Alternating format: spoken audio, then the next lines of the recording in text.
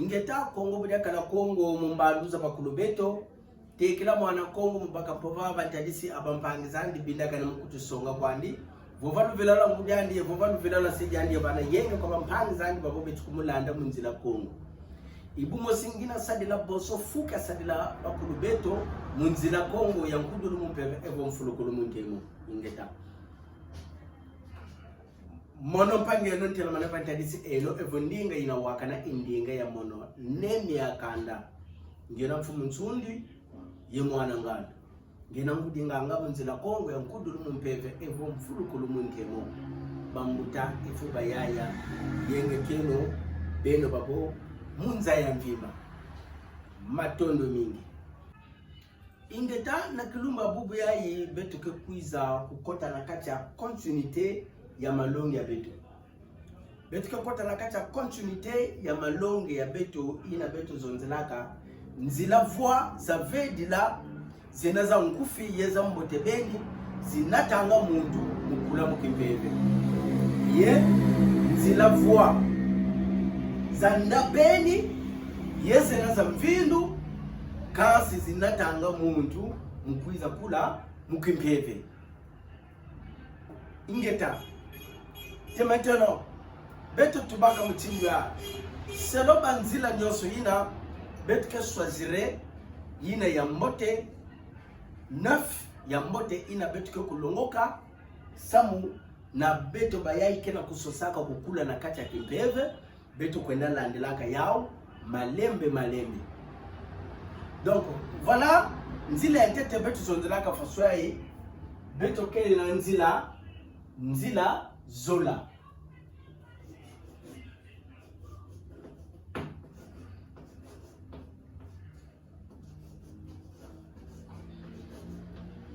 voilà nzila yatete beto zonzelaka nzila zola ingeta de maintenant nzila ya zole beto zonzelaka nzila nzailu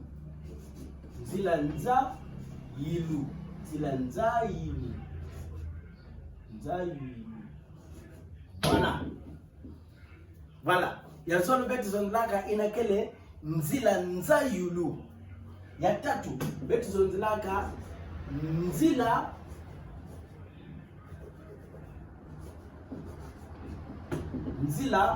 mavanga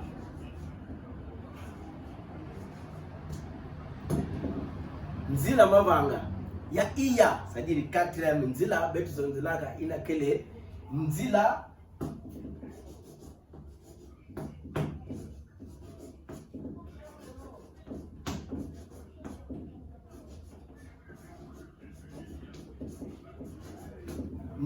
kiangala. Voilà. Et maintenant, cinquième, betu zonzelaka inakele nzila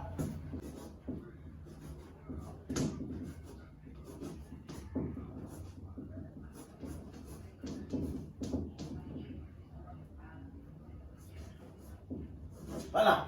Betu zonzelaka inakele nzila ntemo. Voilà. Betu zonzelaka nzila ntemo. Et betu kuza zonzela nzila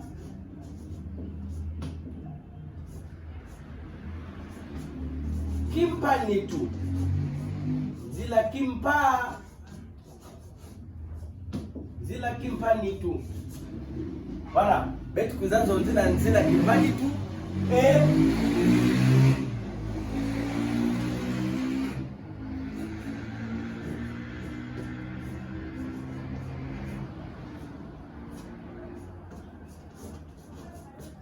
betu kuza zonzela nzila tia.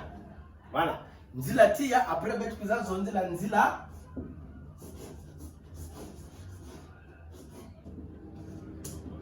betu kuza zonzela nzila mpova. Nzila mpova. Et à la fin, betu kuza tuba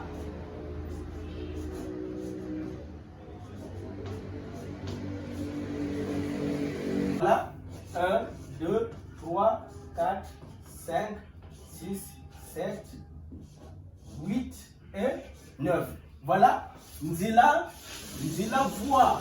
Ça veut dire zena za nkufi beni zinatanga muntu mukula mukimpeve yina amekuzula ukula na kati ya kimpeve yani fana kulunguka banzila yayi malembe mbangu ve dimelo awa na kilumbu ya bubu yayi betuke ku cible entre nzila mosi uzone yina betuke ku développer yina betuke ku pesa beno explication samo beno bana kukota na kulongoka et na kusala super recherche samo na ku développer nzila connaissance ya nzila ina pour que beno avancer spirituellement.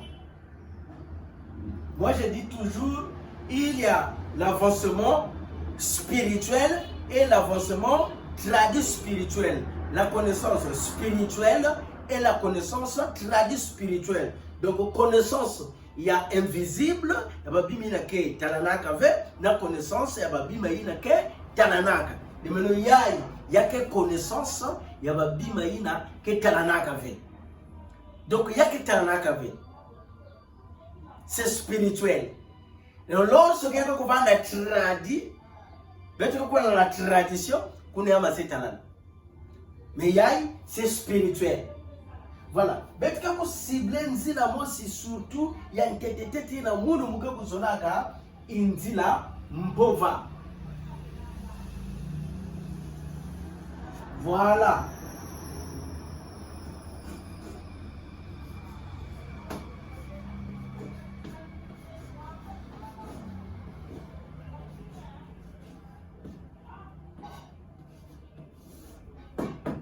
Voilà. Nzila mpova na munu nzila ya tete nzila mpova nzila mpova na muntu ina kena kwenda sambira tata nzambi muntu ina mezo na kukula na kati ya kimpeve alors yani fana ku maîtriser kusadila to kulongoka ina kele nzila mpova beno so beno ka sentir makelele kela parce que selon entourage ina betu que plus que proche na goudron voilà makelele. Donc voilà nzila mpova ni babantu ina ke kusamila kanzambi et bao bamezaba ku contrôler ba parole bamezaba ku utiliser ina quelle parole yani nenda zonza na muntu ina kena kacha kilengi quelle parole yani zonzila yani quelle parole yani zonza na muntu ina ke ya kufashe quelle parole yani zonza na iti quelle parole yani zonza na kibulu quelle parole yani zonza na mupepe quelle parole yani zonza na tia quelle parole yani zonza na toto quelle parole yani zonza na maza quelle parole yani zonza na montagne. Donc parole ba dimension inangeke kulongoka